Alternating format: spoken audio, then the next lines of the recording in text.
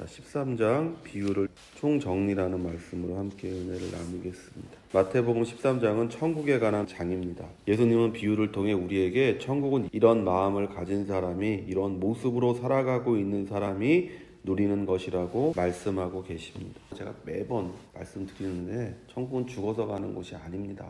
천국은 지금 현재 이곳에서 내가 예수님과 함께 누리면서 살아가야 되는 것이다 라고 성경은 우리에게 말하고 있는 거예요.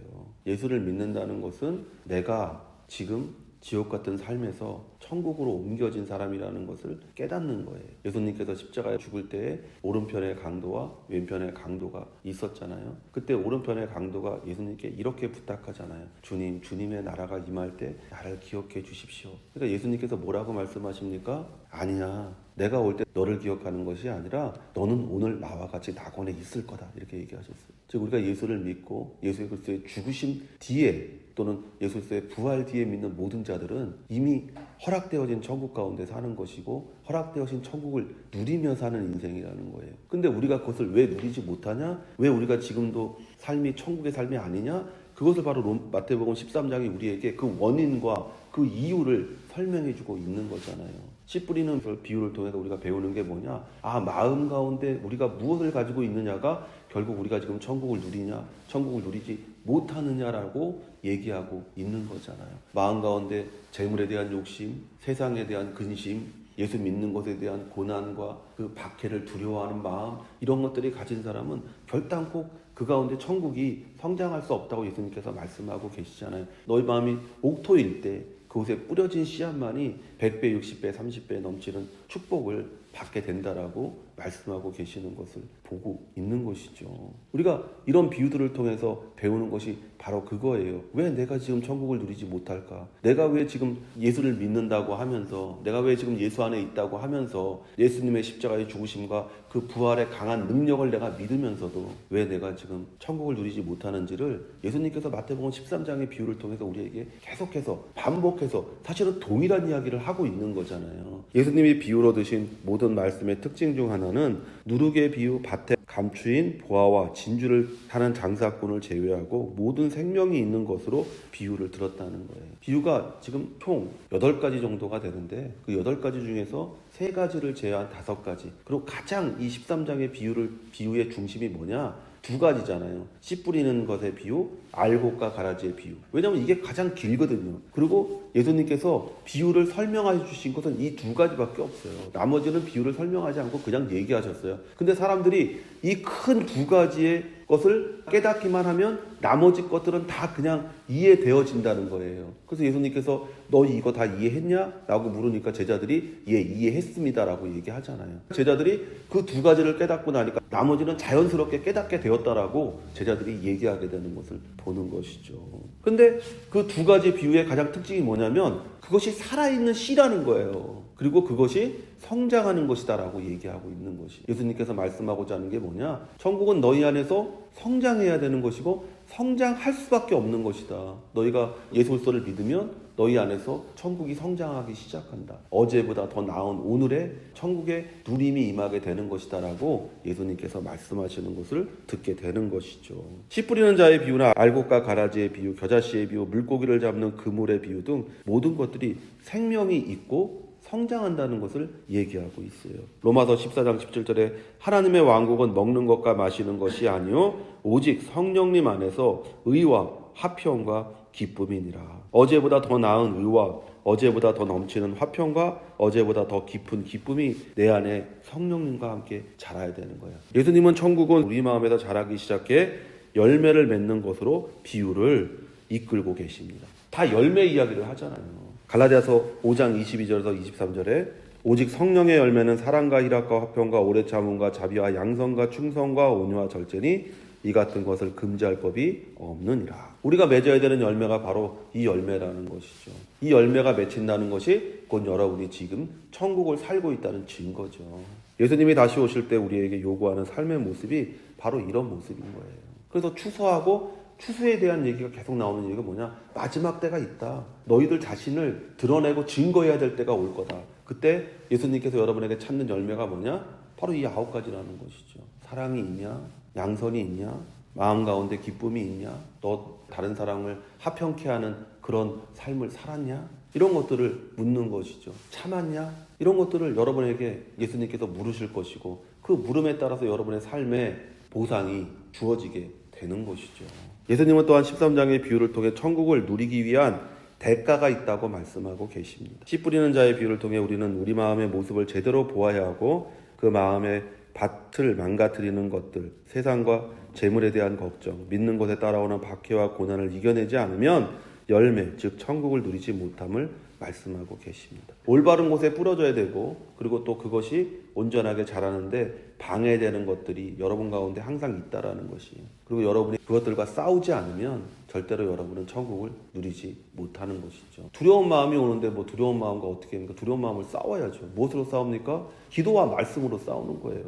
우리는 혈과 육으로 싸우는 게 아니에요. 우리는 하나님의 말씀으로 싸우는 거예요. 그리고 하나님 앞에 기도함으로 힘을 얻고 말씀의 검을 가지고 우리가 싸운다라고 바울이 우리에게 얘기하고 있잖아요. 여러분은 얼마나 많은 말씀의 칼을 가지고 계십니까? 마귀가 예수님을 시험할 때, 유혹할 때 그 마귀의 유혹과 시험을 물리쳤던 것은 예수님의 입에서 나오는 하나님의 말씀이었습니다. 신명기에 있는 말씀을 가지고 예수님이 마귀와 싸우셨어요. 여러분은 여러분의 삶에 오는 시험과 유혹과 그 환난과 문제를 어떤 말씀을 가지고 싸우고 계십니까? 말씀을 읽지 않고 말씀을 깨닫지 않으면 여러분은 그런 것들과 싸울 수 없고 그러니까 날마다 지는, 날마다 패배하는, 날마다 좌절하는, 날마다 실망하는 그런 그리스도인이 될 수밖에 없는 것이죠.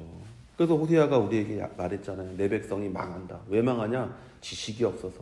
어떤 지식이요? 하나님 말씀에 대한 지식이 없어서 내 백성이 망한다. 오늘날도 마찬가지입니다. 집집마다 성경이 두세 권씩 있고 너댓 권씩 있는지 저희 집 같은 경우는 성경이 20권도 넘게 있어요. 뭐 영어 성경, 뭐 헬라어 성경, 히브리어 성경, 뭐 성경만 해도 종류별로 다 있어요. 그런데 그 말씀을 읽지 않으면 아무런 의미가 없고 아무런 가치가 없는 것이죠. 천국은 우리의 믿음이 세상의 욕심이 아니라 성령님의 욕심을 따라 살 때 지금 현재 이곳에서 누릴 수 있는 것이라고 예수님은 우리에게 말씀하고 계십니다. 알곡과 가라지의 비유를 통해 예수님은 우리가 깨어있지 않으면 우리는 언제나 마귀의 유혹을 통해 넘어지고 마음에 가라지만 가득 찬 인생, 즉 지금 지옥을 경험하며 사는 인생이 된다고 말씀하고 계십니다. 우리 안에 가라지가 가득 찼다. 곧 우리가 지금 마음 가운데 번민과 고민과 죽을 것 같은 괴로운 가운데 사는 것이죠. 겨다씨의 비유를 통해 우리는 언제나 보이지 않는 곳에서 천국의 성장을 이루어야 하며 주변의 모든 것들, 악한 자들조차 품을 수 있는 사람이 되면 천국을 지금 현재 이곳에서 누릴 수 있음을 말씀하고 계셔요.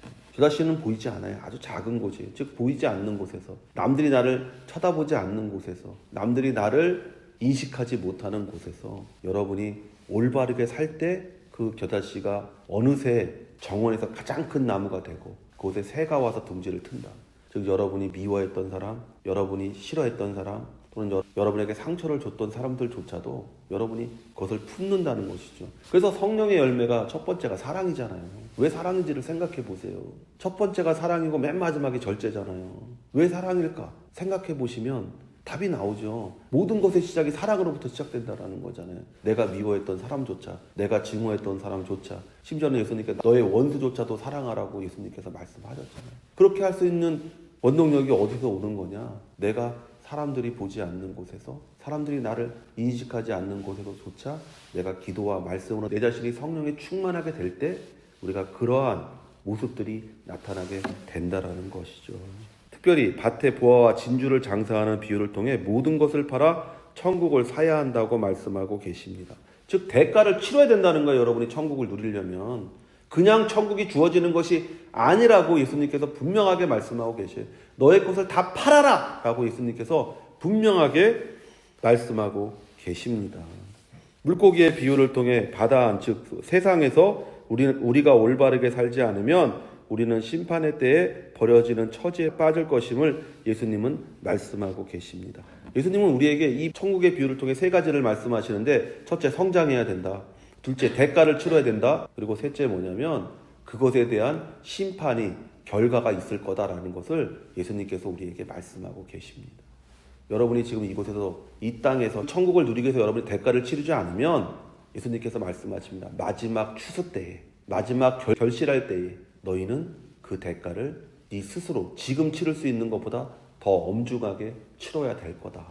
우리가 이 세상을 살아가는 동안 믿는 자의 모습으로 살기 위해 내 욕심의 많은 것을 포기하고 희생할 때 우리는 진정한 천국을 누리는 사람이 되는 거예요. 지금 대가를 치러야 돼요.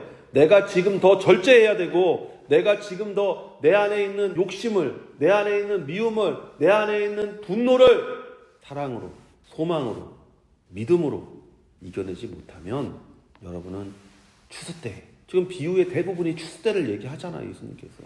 그때 여러분은 그 대가를 엄중하게 치르게 될 겁니다. 예수님께서는 그것을 너희가 바깥 어두운 데서 이를 갈며 가슴을 치며 후회하게 될 것이라고 얘기하고 계십니다. 이 모든 것을 깨달았느냐 하시니 대답하되 그러하오이다. 예수께서 이르시되 그러므로 천국에 제자된 서기관마다 마치 새 것과 옛 것을 그 곳간에서 내오는 집주인과 같으니라. 예수님은 우리의 신분을 두 가지로 말씀하고 계십니다. 제자입니다. 제자를 한마디로 뭐냐? 자기를 부인하는 거야. 내 원하는 대로 살지 않아요. 선생님이 내게 요구하는 대로 사는 것이 제자입니다. 그리고 자기 십자가, 내 지금 상황들, 어려운 상황들, 경제적인 어려움, 또 뭐 자녀와 이것들에 대한 문제들, 삶의 어떤 어려움들을 내 스스로가 짊어지고, 그리고 그럼에도 불구하고 내가 주님이 걸어가신 길을 따라가는 사람을 우리가 제자라고 하는 것이죠.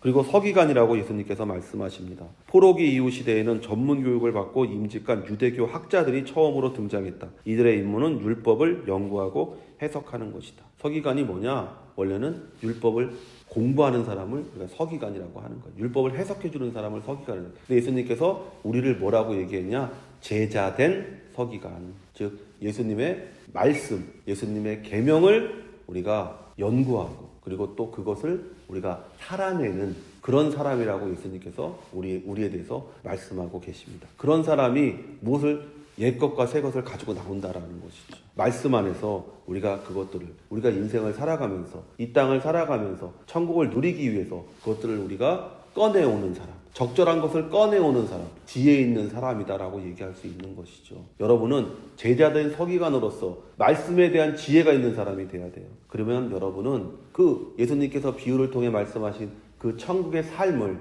그 천국의 누림을 여러분이 지금 현재 이곳에서 하루하루 의와 화평과 기쁨의 그와 같은 삶을 사는 복된 인생이 될 줄로 믿습니다.